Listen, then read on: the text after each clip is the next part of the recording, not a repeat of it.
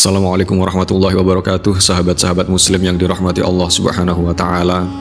Siti Maryam adalah wanita terbaik sepanjang masa, wanita terbaik dalam kurun sejarah wanita, dari mulai Siti Hawa sampai nanti wanita terakhir. Banyak wanita mencari idola dan suri tauladan, namun mereka tidak tahu siapa kiranya yang pantas diteladani. Ada yang punya idola, tapi terkadang wanita yang diidolakan hanya wanita cantik yang tidak berakhlak dan tidak beriman kepada Allah subhanahu wa ta'ala. Apakah wanita muslimah tahu tentang Siti Maryam? Tahukah wanita muslimah bahwa Allah telah memujinya sebagai wanita yang paling mulia dalam peradaban manusia? Allah subhanahu wa ta'ala berfirman dalam Quran surat Ali Imran ayat 42. Bismillahirrahmanirrahim. Wa idh qalatil malaikatu ya Maryamu innallaha astafaki wa tahharaki wastafaki ala nisa'il alamin. Dan ingatlah ketika malaikat Jibril berkata, "Hai Maryam, sesungguhnya Allah telah memilih kamu, mensucikan kamu dan melebihkan kamu atas segala wanita di dunia yang semasa dengan kamu." Siti Maryam adalah pemuka kaum wanita di surga. Dari Aisyah radhiyallahu anhu bahwa Rasulullah bersabda, pemuka wanita ahli surga ada 4, yakni Maryam binti Imran, Fatimah binti Rasulullah SAW, Khadijah binti Khuwailid, dan Aisyah. Siti Maryam adalah anak tunggal dari Imran, seorang tokoh dari ulama Bani Israel. Ibunya, saudara ipar Nabi Zakaria alaihissalam, adalah seorang perempuan yang mandul yang sejak bersuamikan Imran belum merasa berbahagia jika belum memperoleh anak. Ia merasa hidup tanpa anak adalah sunyi dan membosankan. Ia sangat mendambakan keturunan untuk menjadi pengikat yang kuat dalam kehidupan bersuami istri, penglipur duka dan pembawa suka di dalam kehidupan keluarga. Ia sangat menginginkan keturunan sehingga bila ia melihat seorang ibu mengandung bayinya atau burung memberi makan kepada anaknya, ia merasa iri hati dan terus menjadikan kenangan yang tak kunjung lepas dari ingatannya. Tahun demi tahun berlalu, usia makin hari makin lanjut, namun keinginan tetap tinggal keinginan dan idam-idaman tetap tidak menjelma menjadi kenyataan. Berbagai cara dicobanya dan berbagai nasihat dan petunjuk orang dilakukannya, namun belum juga membawa hasil. Dan setelah segala daya upaya yang bersumber dari kepandaian dan kekuasaan manusia tidak membawa buah yang diharapkan, sadarlah istri Imran bahwa hanya Allah tempat satu-satunya yang berkuasa memenuhi keinginannya dan sanggup mengaruniainya dengan seorang anak yang didambakan walaupun rambutnya sudah beruban dan usianya sudah lanjut. Maka ia bertekad membulatkan harapannya hanya kepada Allah, bersujud siang dan malam dengan penuh khusyuk dan kerendahan hati, bernazar dan berjanji kepada Allah bila permohonannya dikabulkan akan menyerahkan dan menghibahkan anaknya ke Baitul Maqdis untuk menjadi pelayan, penjaga dan memelihara rumah suci Allah subhanahu wa ta'ala. Harapan istri Imran yang dipanjatkan kepada Allah subhanahu wa ta'ala tidaklah sia-sia. Allah telah menerima permohonannya dan mengabulkan doanya sesuai dengan apa yang telah disuratkan dalam takdirnya. Maka tanda-tanda permulaan kehamilan yang dirasakan oleh setiap perempuan yang mengandung tampak pada istri Imran yang lama-kelamaan merasa gerakan janin di dalam perutnya yang makin membesar.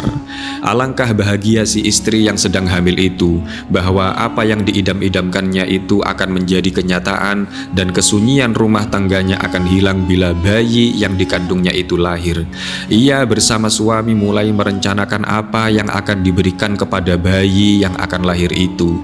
Jika mereka sedang duduk berduaan, tidak ada yang diperbincangkan selain soal bayi yang akan dilahirkan.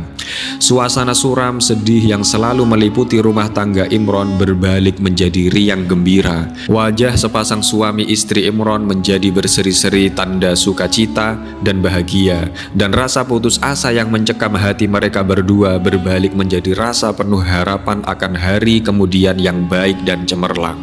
Sebagaimana yang tertera di dalam firman Allah Quran surat Ali Imran ayat 35, "Idh qalat imra'atu Imran rabbi inni nadartu laka ma fi batni muharraran fataqabbal minni innaka antas samiul alim." Ingatlah ketika istri Imran berkata, "Ya Tuhanku, sesungguhnya aku menazarkan kepada engkau anak yang dalam kandunganku menjadi hamba yang soleh dan berkhidmat di Baitul Maqdis.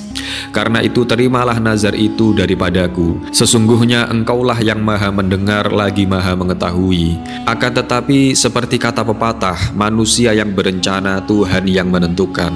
Imron yang sangat dicintai dan disayangi oleh istrinya dan diharapkan akan menerima putra pertamanya serta mendampinginya dikala ia melahirkan, tiba-tiba direnggut nyawanya oleh malaikat Israel dan meninggalkan istrinya seorang diri dalam keadaan hamil tua. Pada saat mana biasanya rasa cinta kasih sayang antara suami istri menjadi makin mesra, rasa sedih karena ditinggalkan oleh suami yang disayangi selamanya bercampur dengan rasa sakit dan letih yang didahului kelahiran si bayi menimpa istri Imron di saat-saat dekatnya masa melahirkan. Maka setelah segala persiapan untuk menyambut kedatangan bayi telah dilakukan dengan sempurna, lahirlah ia dari kandungan ibunya yang malang menghirup udara bebas. Ibu Maryam berdoa agar anaknya tidak diganggu oleh setan, sehingga saat Maryam dilahirkan, setan tidak diperkenankan untuk mengganggunya. Sebagaimana sabda Rasulullah SAW, setiap anak manusia pasti diganggu setan ketika dia dilahirkan, sehingga dia teriak menangis karena disentuh setan, kecuali Maryam dan putranya. Agak kecewalah si ibu janda Imron setelah mengetahui bahwa bayi yang lahir itu adalah seorang putri, sedangkan ia menanti seorang putra yang telah dijanjikan dan bernazar untuk dihibahkan kepada Baitul Maqdis. Dengan nada kecewa dan suara sedih, berucaplah ia seraya menghadapkan wajahnya ke atas, "Wahai Tuhanku, aku telah melahirkan seorang putri, sedangkan aku bernazar akan menyerahkan seorang putra yang lebih layak menjadi pelayan dan pengurus Baitul Maqdis. Allah akan mendidik putrinya Siti Maryam dengan pendidikan yang baik dan akan menjadikan Zakaria, iparnya dan bapak saudara Maryam, sebagai pengawas dan pengasuhnya." Pada suatu malam yang sunyi, Maryam dibawa ke Baitul Maqdis oleh ibunya Hannah. "Aku serahkan anakku ini kepada tuannya. Sebelum ini aku sudah bernazar untuk menyerahkan anakku menjadi hamba abdi di rumah suci ini," kata Hannah kepada pendeta-pendeta di situ. "Baiklah, kami akan menjaga anakmu ini," balas pendeta-pendeta tersebut. Setelah Hannah pulang, tinggallah Maryam di tempat suci itu. Ramai pendeta berebut untuk memelihara Maryam. Berbagai alasan diberi mereka agar dapat mengasuh Maryam. Pendeta yang paling tegas sekali ialah Nabi Zakaria alaihi salam. Baginda menyatakan bahwa baginda mempunyai hubungan kekeluargaan dengan keluarga Imron, yaitu keluarga Maryam. Semua pendeta tidak mau mengalah. Mereka sepakat membuang pensil masing-masing ke dalam sungai. Pensil siapa yang tidak tenggelam, maka dialah yang berhak menjaga Maryam. Walhasil hanya pensil Nabi Zakaria sajalah yang tidak tenggelam. Maka Maryam pun diserahkan kepada Nabi Zakaria. Nabi Zakaria memelihara Maryam dengan penuh kasih sayang dan dijaga seperti anaknya sendiri. Rasa cinta dan kasih sayang Zakaria terhadap Maryam sebagai anak saudara istrinya yang ditinggalkan ayahnya meningkat menjadi rasa hormat dan ta'zim tatkala terjadi suatu peristiwa yang menandakan bahwa Maryam bukanlah gadis biasa sebagaimana gadis-gadis yang lain, tetapi ia adalah wanita pilihan Allah untuk suatu kedudukan dan peranan besar di kemudian hari. Pada suatu hari, tatkala Zakaria datang sebagaimana biasa mengunjungi Maryam, ia mendapatinya lagi berada di mihrabnya tenggelam dalam ibadah, berzikir dan bersujud kepada Allah. Ia terperanjat ketika pandangan matanya menangkap hidangan makanan berupa buah-buahan musim panas terletak di depan Maryam yang lagi bersujud. Ia lalu bertanya dalam hatinya, dari manakah gerangan buah-buahan itu datang, padahal mereka masih lagi berada pada musim dingin, dan setahu Zakaria tidak seorang pun selain dari dirinya yang datang mengunjungi Maryam. Maka ditegurlah Maryam tatkala setelah selesai ia bersujud dan mengangkat kepala. "Wahai Maryam, dari manakah engkau memperoleh rizki ini, padahal tidak seorang pun mengunjungimu dan tidak pula engkau pernah meninggalkan mihrabmu? Selain itu, buah-buahan ini adalah buah-buahan musim panas yang tidak dapat dibeli di pasar dalam musim dingin ini." Maryam pun menjawab, "Inilah pemberian Allah kepadaku tanpa aku berusaha atau minta. Dan mengapa engkau merasa heran dan takjub? Bukankah Allah yang maha berkuasa memberikan rizkinya kepada siapa yang dia kehendaki dalam bilangan yang tidak ternilai besarnya? Demikianlah Allah telah memberikan tanda pertamanya sebagai mukjizat bagi Maryam, gadis suci yang dipersiapkan olehnya untuk melahirkan seorang nabi besar yang bernama Isa Al-Masih bin Maryam, sebuah nama yang indah yang diberikan oleh Allah Subhanahu wa Ta'ala. Melihat kepada kepribadian Maryam yang mulia itu, Nabi Zakaria berharap agar dirinya juga dikaruniakan cahaya mata, dan Allah telah mengabulkan doa Nabi Zakaria. Istri Nabi Zakaria yang sudah tua itu pun mengandung. Nabi Zakaria sungguh gembira apabila dikaruniakan seorang anak lelaki. Anak itu diberi nama Yahya. Yahya adalah salah seorang Nabi Allah. Maryam terus membesar menjadi seorang wanita solihah yang amat dihormati. Beliau amat suci dan menjadi contoh kepada semua orang lain. Maryam juga merupakan seorang perempuan yang sangat mulia. Beliau amat taat dalam melaksanakan perintah Allah dan senantiasa menjauhi perbuatan maksiat dan dosa. Setiap hari dilaluinya dihabiskan untuk beribadat kepada Allah, sebagai memenuhi syarat ibu Maryam serta menunaikan nazar ketika beliau mengandungkan Maryam dahulu. Maryam diletakkan di sebuah biara di dalam Masjidil Aqsa. Di sanalah beliau menumpukkan ibadat kepada Allah Subhanahu wa Ta'ala. Kesucian beliau terpelihara karena beliau tidak pernah keluar dari biliknya, apalagi untuk dilihat dan disentuh oleh mata-mata lelaki. Oleh memuji Maryam dengan wanita yang benar, Allah Ta'ala berfirman, Mal Masihu ibnu Maryam illa rasulun qad khalat min qablihi rusul wa ummuhu siddiqah. Al-Masih putra Maryam itu hanyalah seorang rasul yang sesungguhnya telah berlalu sebelumnya beberapa rasul, dan ibunya seorang yang sangat benar. Maryam sangat menjaga kesucian dirinya. Ia tidak sembarangan berdekatan dengan laki-laki yang bukan mahramnya. Ia tidak menggoda laki-laki dan juga menjauhi godaan mereka. Apakah wanita tergoda dengan laki-laki? Ya, karena secara naluri wanita pun memiliki ketertarikan kepada laki-laki, dan wanita yang baik adalah yang menjaga diri untuk membuat laki-laki tergoda dan menjaga diri dari godaan laki-laki. Pernah suatu ketika Jibril datang kepada Maryam, datang dalam fisik laki-laki yang sempurna, namun Maryam tetap menjaga dirinya. Allah Ta'ala berfirman, maka ia mengadakan tabir yang melindunginya dari mereka. Lalu kami mengutus ruh kami, Jibril, kepadanya. Maka ia menjelma di hadapannya dalam bentuk manusia yang sempurna. Maryam berkata, sesungguhnya aku berlindung daripadamu kepada Tuhan yang Maha Pemurah, jika kamu seorang yang bertakwa. Melihat laki-laki yang sangat sempurna ketampanannya, Maryam tidak terkecoh dengan merendahkan dirinya, mencoba menarik perhatian laki-laki tersebut. Ia malah berlindung kepada Allah dan meminta laki-laki tersebut menjauh, hingga akhirnya Jibril mengatakan, Qala innama ana rasulu rabbiki li'ahabalaki ghulaman zakiyya. Ia Jibril berkata, sesungguhnya aku ini hanyalah seorang utusan Tuhanmu untuk memberimu seorang anak laki-laki yang suci. Barulah Maryam tahu bahwa laki-laki tersebut tidak bermaksud menggoda dan mengganggunya, dan ia juga bisa menjaga diri darinya. Ternyata ia adalah malaikat yang Allah utus untuk menemuinya. Berdekatan dengan Gunung Pion di Efesus, Turki, di sana juga terletaknya sebuah gunung yang tinggi disebut Gunung Koresos. Tingginya gunung itu adalah kurang lebih 420 meter dari permukaan laut. Di atasnya dikatakan terdapat sebuah biara kecil yang bermihrab dan atapnya berkubah. Dikatakan tempat terakhir bagi Siti Maryam binti Imran beribadah dan bertahanut kepada Allah selepas anaknya Nabi Isa Al-Masih diangkat oleh Allah ke langit. Jenazah beliau juga dikatakan telah dimakamkan di dalam biara tersebut di tempat sujudnya di bawah mihrabnya. Setiap tahun dikatakan banyak peziarah yang kebanyakannya terdiri dari para penganut yang beragama Islam dan Kristen. Mereka mendaki gunung tinggi ini semata-mata untuk berziarah dan berdoa kepada Allah untuk mengharapkan kesejahteraan Maryam.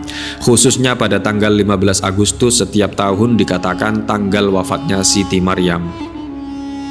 Mihrab yang dibangun Nabi Zakaria bersama dengan kemenakannya, Yusuf sang tukang kayu, memiliki 7 pintu dan 7 kunci. Di dalam mihrab berlapis 7 pintu, 7 kunci inilah Maryam menghadap Allah seorang diri. Ada 7 nama pintu. Pintu pertama bernama Al-Aman. Dia adalah pintu awal, waktu subuh, waktu fajar belum terbit, saat bintang Venus belum tenggelam, ketika burung-burung sebentar lagi akan bangun, masa ketika semua orang lelap dalam tidur dan lekat dengan tempat tidurnya, Nabi Zakaria pun membuka ke-7 pintu dengan khusyuk berdoa. Pintu-pintu inilah gerbang utama Baitul Maqdis. segepok kunci di tangannya, lafadz basmalah pada lidahnya, dengan asma Allah yang maha pengasih dan penyayang, Nabi Zakaria membuka semua pintu satu demi satu. Inilah bukti kehati-hatiannya. Ia laksana tukang kebun yang sedang merawat tanaman bunga-bunganya. Setelah membuka pintu dengan bacaan basmalah, Zakaria alaihissalam tertegun memandangi arah asrama yang terletak di sebelah timur mihrab, tempat para santri bertempat tinggal. Suara para santri pun terdengar. Sebelum terbit fajar, sebagian santri telah memulai kembali ke asrama. Mereka adalah santri juru tulis dari segala usia. Sebagian mereka telah lelap dalam tidur. Namun bagaimana halnya dengan Nabi Zakaria? Ia tak pernah tidur. Malam-malamnya lebih terang daripada siang hari. Nabi Zakaria sendiri dalam keheningan malam, saat orang-orang yang berhati jahat sudah lelap, Nabi Zakaria melewatkan waktu seorang diri. Meskipun ada juga beberapa orang yang benar-benar telah ditempa jiwanya, yaitu yang setia pada ajaran tauhid, jumlah mereka sangat sedikit dibanding jumlah orang-orang jahat. Suara mereka yang baik ini pun terdengar begitu lemah dalam hiruk-pikuk kerusuhan dunia yang sedang melanda. Di luar semua orang ini ada lebih dari 4.000 santri Nabi Zakaria, dan di antara mereka ada seorang Maryam, seorang yang tidak mungkin dibandingkan dengan ke-4.000 santri yang telah dikurbankan di jalan Allah, baik dalam ilmu, akhlak maupun ketakwaan. Meskipun mereka semua juga berjuang dengan sekuat tenaga dan pikiran untuk menjadi yang terbaik dalam mengabdi di jalan Allah. Pada pagi menjelang fajar ini, kebanyakan dari mereka sedang tidur. Nabi Zakaria dengan jiwa seorang ayah berjalan dengan penuh hati-hati. Ia melepaskan terompah kayunya agar tidak menimbulkan suara yang dapat mengganggu para santri itu. Ia akan berjalan pelan sampai tiba di pelataran masjid bagian dalam.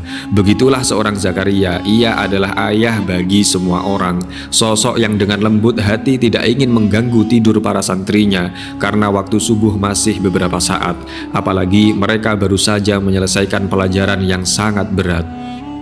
Di pelataran bagian dalam masjid yang berbentuk segi empat itu ada 99 kamar kecil yang melingkari masjid di sebelah barat dan selatan. Disinilah tempat para santri bertempat tinggal dan menimba ilmu. Sementara itu di sebelah utara masjid terdapat ruang khusus tempat para guru agung memberikan pelajaran. Sementara itu aula berkubah suci tempat menyimpan benda-benda peninggalan suci berada di sebelah timur. Wanita sama sekali dilarang memasukinya. Di tempat inilah benda-benda suci seperti tempat pena, tempat tinta, kaligrafi, pena yang terbuat dari berbagai jenis kayu peninggalan Nabi Sulaiman, Daud, Uzair, dan Daniel disimpan. Di sebelah timur laut terdapat perpustakaan besar yang diberi nama Mutiara dan Marjan. Masih terdapat ruangan-ruangan kecil di sebelah timur yang bergandengan dengan kubah suci, yaitu tempat ujian para hafid yang dibuka saat ujian berlangsung. Ruangan ini sangat kecil dan hanya muat satu orang, tanpa penerangan, tanpa jendela. Jumlahnya mencapai 40. Para santri ditempa dalam keadaan gelap dan dilarang menyalakan lentera. Siang hari hanya ditemani cahaya yang remang-remang, sementara di malam hari gelap gulita. Terdapat pula sebuah mihrab dengan ketinggian 7 tataran tangga batu marmer. Disitulah Maryam tinggal. Selain Nabi Zakaria, tidak ada orang pun yang boleh membuka pintu mihrab. Namun ketika Nabi Zakaria sudah begitu lemah karena usia, Yusuf, sang tukang kayu, sering menyertainya untuk membawa keranjang tempat makanan, pakaian, dan perlengkapan lain. Setiap masuk subuh, Nabi Zakaria selalu membuka pintu berlapis 7 itu. Saat sore sebelum matahari tenggelam, ia kembali menguncinya dengan 7 lapis pintu 7 macam kunci. Dengan membaca basmalah, Nabi Zakaria membuka kunci yang pertama. Tuanku, semoga engkau berkenan melimpahkan keamanan kepada kami.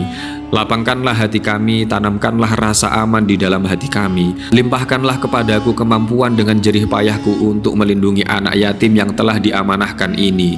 Sungguh ia adalah mutiara yang selalu memanjatkan zikir dalam rumah cangkangnya. Tuhanku, engkau adalah yang maha mendengar lagi maha mengetahui. Limpahkanlah keamanan kepada kami. Hati Nabi Zakaria terasa pedih saat berada di depan pintu pertama ini.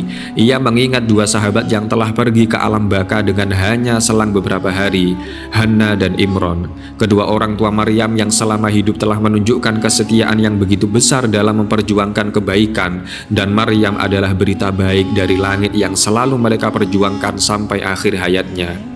Maryam adalah kenangan, tanda bagi kedua orang tuanya, serta cahaya dan nur yang membelah kegelapan malam.